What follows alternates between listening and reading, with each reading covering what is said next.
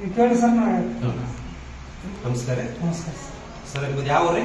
Sir ನಮ್ಮದು ಇಳಕಲ್ಲು, ಬಾಲ್ಕೋಟ್ ಜಿಲ್ಲಾ ಇಳಕಲ್ಲು ಕಿಲ್ಲದವರು. ಈ ಕೊಬ್ಬರಿ ಎಣ್ಣೆ ಎದಕ್ಕೆ ಯೂಸ್ ಮಾಡಿದ್ರಿ ನೀವು?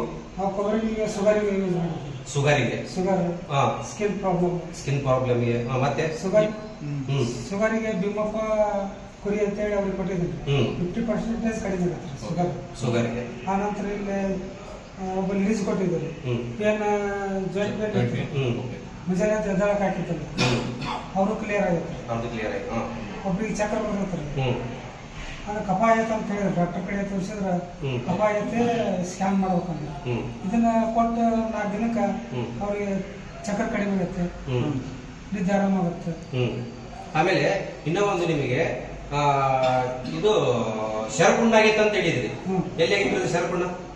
ಶರಪುಂಡ ಇಲ್ಲ. ಈ ಶರಪುಂಡಕ್ಕೆ ಏನ್ ಹಚ್ಚಿ